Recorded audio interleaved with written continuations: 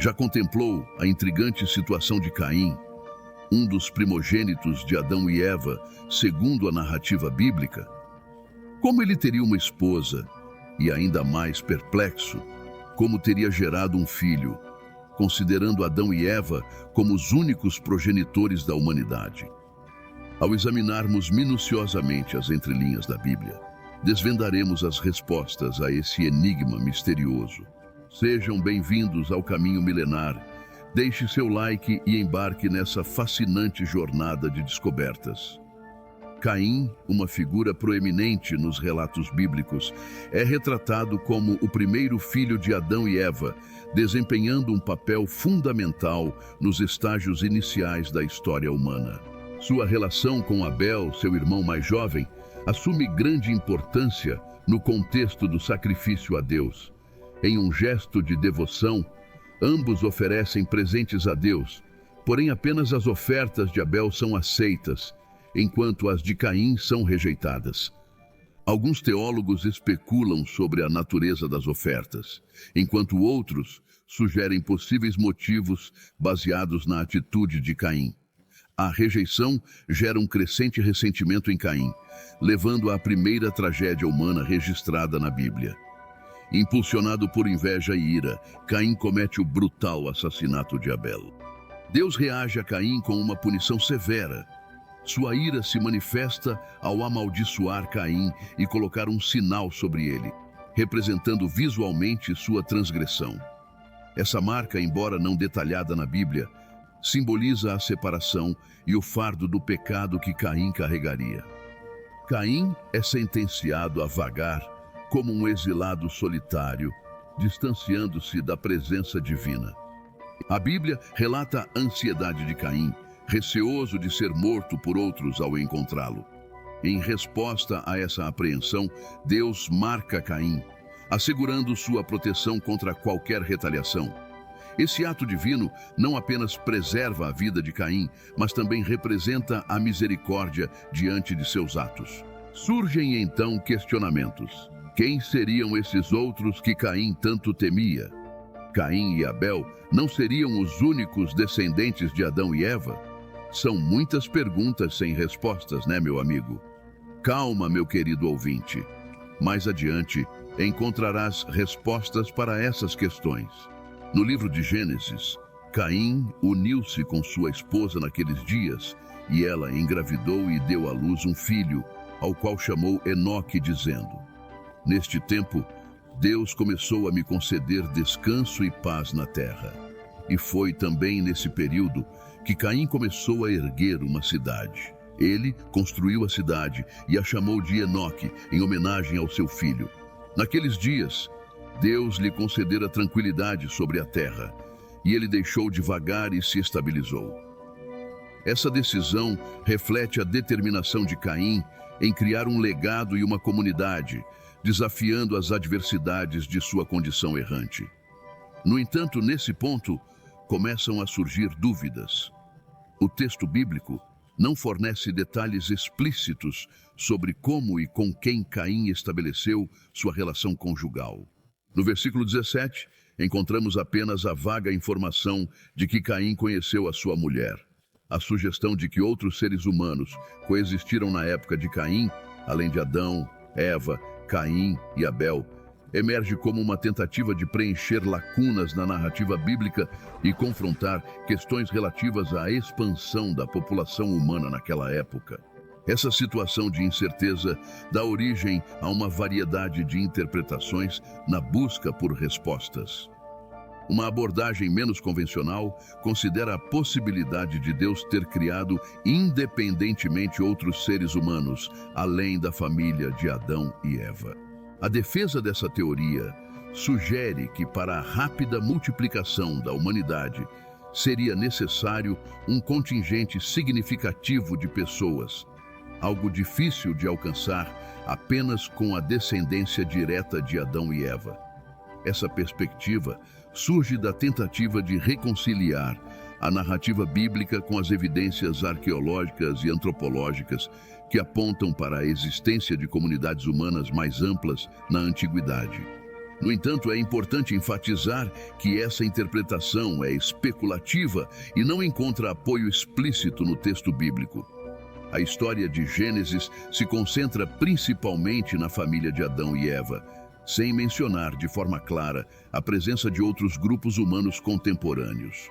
A teoria mais amplamente aceita sugere que Caim pode ter se casado com uma irmã, uma interpretação que se baseia na compreensão das práticas culturais e do contexto da época, conforme descritos na narrativa bíblica. Contrariamente ao que muitos pensam, o livro de Gênesis não especifica que Adão e Eva tiveram apenas Caim e Abel como filhos. A lacuna de detalhes na narrativa bíblica pode insinuar a possibilidade de que Adão e Eva tenham gerado outros filhos não mencionados explicitamente nas Escrituras Sagradas.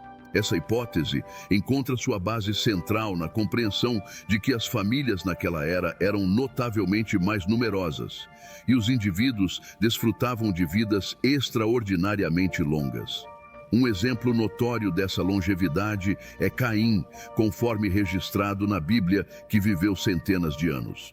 Essa duradoura existência aumenta a veracidade de Adão e Eva terem gerado uma prole mais extensa, incluindo filhos e filhas que não foram proeminentemente destacados no texto sagrado. Tal interpretação ganha substancial reforço ao analisarmos mais profundamente a Bíblia. No livro de Gênesis, capítulo 5, versículo 4, encontramos uma referência que fortalece a ideia de que Adão e Eva tiveram outros filhos e filhas. O texto menciona que Adão viveu 800 anos após o nascimento de Sete, tendo outros filhos e filhas. Essa passagem explicita a existência de uma prole mais ampla, além de Caim, Abel e Sete. Naquela época e contexto cultural, o matrimônio entre irmãos não apenas era aceitável, mas também considerado necessário para a propagação da raça humana. Nas fases iniciais da história, não havia proibições explícitas contra essa forma de união, sendo possivelmente influenciada pelas circunstâncias culturais e demandas da sobrevivência. A ausência de restrições evidentes é corroborada por vários casos na narrativa bíblica, nos quais personagens se casaram com membros de suas próprias famílias. Um exemplo notável é o caso de Abraão e Sara, que eram meio-irmãos. Outro exemplo é Isaque, filho de Abraão, que, seguindo os costumes da época, contrai matrimônio com Rebeca, sua prima. Essa prática é notável não apenas por sua aceitação cultural, mas também pela bênção divina associada a ela. O relato em Gênesis 24 descreve como Abraão, preocupado em encontrar uma esposa adequada para Isaque, envia seu servo a Padã-Arã para buscar uma esposa entre seus parentes. O servo encontrou Rebeca, parente de Isaque, junto ao poço, e ela acabou sendo escolhida para ser a esposa de Isaque. Essa narrativa ilustra não apenas a prática cultural do casamento entre parentes naquela época, mas também destaca a importância atribuída à continuidade da linhagem familiar. Além disso, surge uma crença na orientação divina nesses arranjos matrimoniais, evidenciada pela forma como a escolha de Rebeca foi percebida. Outro exemplo de casamento entre membros da mesma família ocorre após o dilúvio, conforme relata a Bíblia. Após a grande inundação, a família de Noé, seus filhos, Sem, Cam e Jafé, foi encarregada de repovoar a terra. Esses exemplos enfatizam como, em diferentes estágios da história bíblica, o casamento entre membros da mesma família era considerado aceitável e até mesmo necessário para a continuidade da linhagem humana após eventos extraordinários. É intrigante observar que as leis contra o casamento entre parentes, como as estabelecidas na lei de Moisés, surgiram consideravelmente mais tarde, aproximadamente 2.500 anos após a criação de Adão e Eva, marcando um ponto significativo na evolução das práticas matrimoniais. Essas leis foram promulgadas como parte da aliança com Moisés, refletindo a necessidade de regulamentações à medida que a humanidade se multiplicava. A proibição do incesto nas leis de Moisés pode ser compreendida como um ato divino, destinado a proteger a humanidade e prevenir possíveis consequências negativas decorrentes do casamento entre parentes, à medida que as populações cresciam. A regulamentação divina contra o casamento entre parentes encontra seu desdobramento no livro de Levítico. Essas proibições, minuciosamente delineadas no capítulo 18, abrangem uma gama abrangente de relações familiares, incluindo instruções específicas contra relações sexuais com mãe, pai, irmãos, irmãs, tios, tias, sobrinhos, sobrinhas e outros parentes próximos. O livro de Levítico, parte integrante das Escrituras, representa uma extensão prática da aliança estabelecida com Moisés, evidenciando a atenção divina aos detalhes na regulamentação das relações familiares. Vale lembrar que as interpretações estão sujeitas a variações significativas e são frequentemente debatidas entre diferentes tradições religiosas e grupos teológicos. A compreensão desses relatos pode variar conforme a abordagem, contexto cultural e linhas doutrinárias específicas. No entanto, é ainda mais importante destacar que, independentemente das divergências interpretativas, existe a perspectiva de que não devemos questionar ou duvidar de Deus. O respeito pela tradição e a submissão à vontade divina prevalecem como princípios fundamentais, sustentando a convicção de que a verdadeira compreensão reside na aceitação confiante da palavra de Deus. Este relato deixa você curioso?